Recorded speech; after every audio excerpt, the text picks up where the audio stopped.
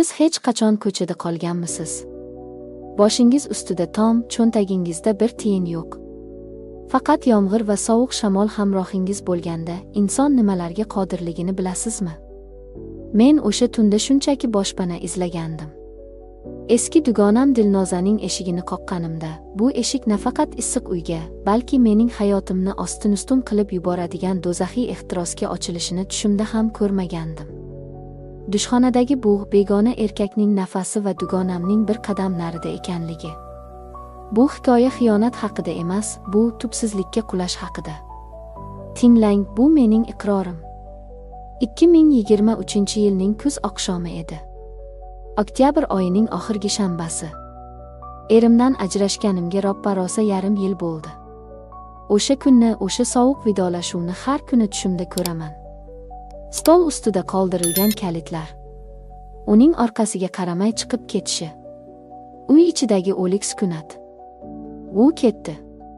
O'zi bilan birga mening ishonchimni, orzularimni, kelajagimni ham olib ketdi. Men bu katta va shafqatsiz shaharda yolg'iz qoldim. Eski hayotimdan voz kechishga majbur bo'ldim. Shahar chekkasidagi devorlari nam tortgan, derazalardan shamol uvillab kiradigan eski bir xonadonni ijaraga oldim. Bu uy emas, shunchaki boshpana edi. Kechalari shiftga tikilib yotar ekanman, qo'shnilarning janjalini, ko'chadagi daydi itlarning vovullashini eshitardim. Har oyning oxiri men uchun dahshatga aylanardi. Ijara puli. Bu so'z mening bo'g'zimga yopishgan qo'l kabi edi. Ishlayman, tinim bilmayman, lekin topganim ro'zg'or va ijaradan ortmaydi. O'zim bilan o'zim kurashib yashardim. Mana bugun ham o'sha kun keldi. Ishdan charchab, holdan toyib qaytayotgandim. Tashqarida kuzning zaharli yomg'iri sharros quyayotgandi. Oyoq kiyimim o'tib ketgan, ko'ylagim shalabbo. Faqat bitta narsani, tezroq o'sha sovuq bo'lsa ham, o'z uyimga kirib, ko'rpaning tagiga berkinishni xohlardim. Lekin taqdirning men uchun tayyorlagan rejasi boshqa ekan. Eshik oldida uy egasi, semiz, badqovoq ayol turardi. Uning nigohi yomg'irdan ham sovuqroq edi. Pul bormi deb so'radi u salom-aliksiz. Xola, iltimos. 3 kun muhlat bering. Oyligim kechikdi deb yolvordim. Yo'q. Bugun to'lamasang kirish yo'q. Narsalaringni olib chiqib ket dedi u qat'iy. U eshikni qulflab oldi. Men ko'chada yomg'ir ostida qoldim. Qo'limda kichkina sumkam, cho'ntagimda esa umidsizlik. Qayerga boraman? Kimga sig'inaman? Ota-onam uzoqda, ularga dardimni aytib siqkim kelmadi.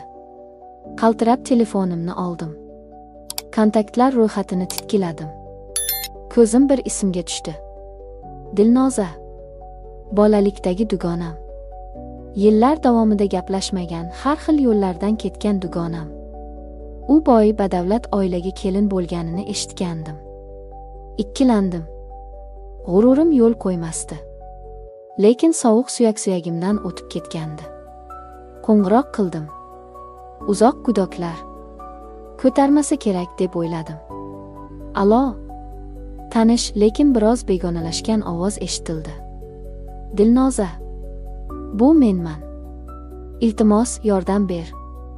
Bir kechaga joy kerak dedim yig'lamsirab. U jim qoldi. Bu sukunat men uchun asrdek tuyuldi.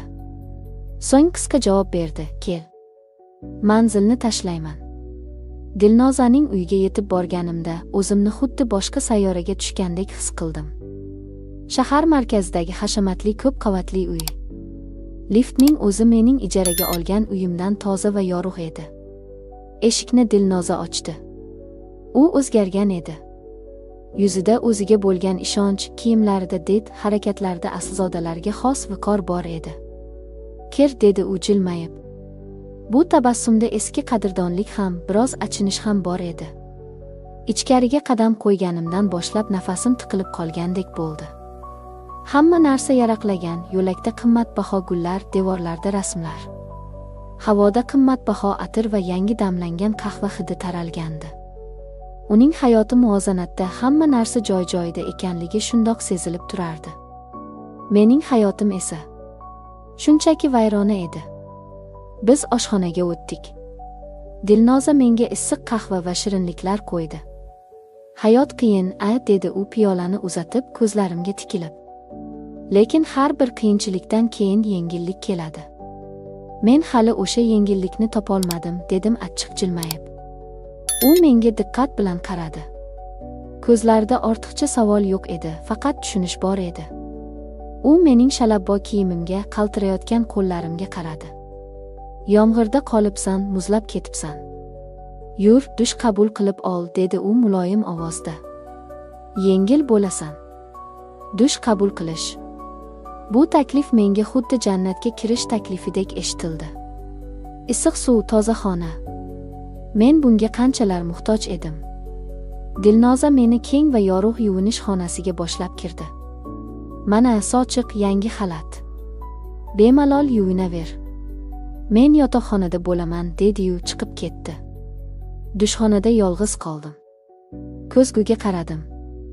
U yerda charchagan, ko'zlari so'ngan, hayotdan to'ygan bir ayol aksini ko'rdim. Kiyimlarimni yechdim. Issiq suvni ochdim. Suv terimga tekkanda, u nafaqat tanamni, balki ichimdagi muzlagan yolg'izlikni, alamni va yashirin istakni ham uyg'otdi. Anchadan beri erkak kishi bilan bo'lmaganman. Tanam mehrga, teginishga tashna edi. Issiq suv ostida ko'zlarimni yumib, bir zumga barcha muammolarni unutishga harakat qildim. Dushdan chiqib, sochiqqa o'ranib turganimda eshik taqilladi. Kirib chiqaymi? Bir narsam qolib ketibdi, dedi Dilnoza. Kir, dedim. U kirdi. U ham yechini boshladi. Men ham bir chayilib olay, erim kelishiga tayyorgarlik, dedi u kular yuz bilan. Men uni kuzatdim. Uning oppoq, parvarishlangan badani. Lekin e'tiborimni boshqa narsa tortdi. Uning qomati. Biroz to'lishgan, harakatsizlikdan bo'shashgan edi. Dilnoza dush kabinasiga kirdi. Suv shillillab oqa boshladi. Kabina oynasi xira bo'lgani uchun uning faqat silueti ko'rinardi. Men ko'zgu oldida sochlarimni quritayotgandim. Fenning ovozi g'ullardi. To'satdan fenni o'chirdim. Eshik ortidan erkak kishining yo'g'on ovozi eshitildi. Dilnoza, hali ham dushdamisan, jonim? Muzlab qoldim. Bu uning eri edi. Men nima qilishni bilmay qoldim. Men yubka sochiqqa o'ranganman, ich kiyimsizman. Dushxona eshigi qulflanmagan. Ovozga javob berishga ulgurmadim. Dastgohga yopishib, go'yo tish yuvayotgandek turib oldim. Umid qildimki, u hozir kirib kelmaydi. Lekin qadam tovushlari yaqinlashdi. Eshik tutqichi buraldi. Yo'q, deb ichimda baqirdim. Eshik ochildi. Ostonada baland bo'yli, kelishgan, faqat beliga sochiq o'ragan erkak paydo bo'ldi. U kirib keldi va meni ko'rib to'xtab qoldi. Men og'zimda tish pastasi bilan, qo'rquvdan ko'zlarim katta-katta ochilgan holda unga tikilib qoldim. U bir zum menga, keyin ishlayotgan dush kabinasiga qaradi. Dilnoza ichkarida suv ovozidan hech narsani eshitmayotgan edi. U chiqib ketishi kerak edi. Uzr so'rab eshikni yopishi kerak edi. Lekin u bunday qilmadi. Uning nigohi mening yalang'och yelkamga, sochiq ostidan ko'rinib turgan oyoqlarimga tushdi. O'sha nigohda hayrat emas, balki yovvoyi bir uchqun paydo bo'ldi. U sekin eshikni yopdi va qulfladi. Mening yuragim to'xtab qolayozdi. U menga yaqinlashdi. Juda yaqin. Men ortga tisarildim, lekin orqamda devor bor edi. Chiqib keting demoqchi bo'ldim, lekin ovozim chiqmadi. U indamadi. Faqat ko'zlarimga tikilib bir qadam oldinga tashladi. Dushxonada g'alati, bo'g'uvchi va ayni paytda elektrli bir sukunat hukm surardi. Faqat suvning shildirashi va bizning tezlashgan nafasimiz. U mening yonimga keldi. Uning erkaklik hidi, issiq nafasi meni o'rab oldi. U qo'lini uzatib nam sochlarimga tegdi. Bu teginish, bu xuddi olovdek edi. Qo'rquv bilan birga yillar davomida uxlab yotgan, bosilgan ehtirosim uyg'ondi. Men dugonamga xiyonat qilishni istamasdim. Men bu uyni buzishni istamasdim. Lekin shu lahzada Men ojiz edim. U orqamga o'tdi. Uning ko'kragi mening yalang'och yelkamga tegdi. U belimdan mahkam ushladi. Men qarshilik qilmoqchi bo'ldim. Qo'llarim bilan uning qo'llarini itardim. Lekin u kuchli edi. Va eng yomoni, mening tanam unga qarshilik qilishni xohlamayotgandek edi. U sochiqni sekin pastga tushira boshladi. Iltimos, Dilnoza, deb pichirladim men. U eshitmaydi, dedi u qulog'imga past xirillagan ovozda. U band. O'sha daqiqada dush kabinasining eshigi qiya ochildi. Men o'lib qolayozdim. Tamom. Hozir hammasi tugaydi, deb o'yladim. Dilnozaning qo'li ko'rindi. U shampun shishasini qidirayotgandek edi. Biz ikkimiz ham haykaldek qotib qoldik. Uning eri meni o'ziga yanada mahkamroq bosdi, go'yo meni o'z tanasi bilan to'sib qolmoqchi edi. Dilnoza shampunni oldi va eshikni qayta yopdi. Biz chuqur nafas oldik. Bu xavf, bu adrenalin bizni yanada junbishga keltirdi. U meni ko'tarib oynali stol ustiga o'tkazdi. Endi ortga yo'l yo'q edi. Uning harakatlari dadil va talabchan edi. Mening tanam og'riq va lazzat aralash bir olov ichida yonardi. Uning har bir teginishi, har bir harakati meni dunyodan uzib qo'ygan edi. Men tovush chiqarmaslik uchun labimni tishladim. Dushdagi suv ovozi bizning sirimizni yashirib turardi. Bu xiyonat edi. Bu eng tuban ish edi. Lekin shu bilan birga bu mening yolg'iz, sovuq va azobli hayotimdagi eng yorqin, eng unutilmas lahza edi. Biz xuddi o'g'rilardek shoshib, ehtiros bilan, vaqt bilan poyga o'ynardik. 10 daqiqa, balki 15 daqiqa. Bu vaqt ichida men butun umrga tatigulik hissiyotlarni boshdan kechirdim. Biz bir-birimizga tikilib so'nggi nuqtaga yetdik.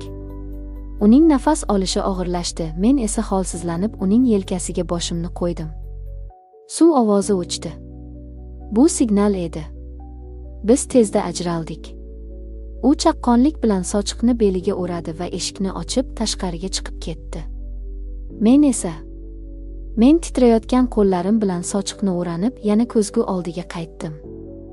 Yuzim qip-qizil, ko'zlarimda yovvoyi bir nur bor edi. Bir necha soniyadan keyin Dilnoza dushdan chiqdi. U xalatga o'rangan, yuzi tiniqlashgan edi. "Voy, sen hali ham shu yerdamisan?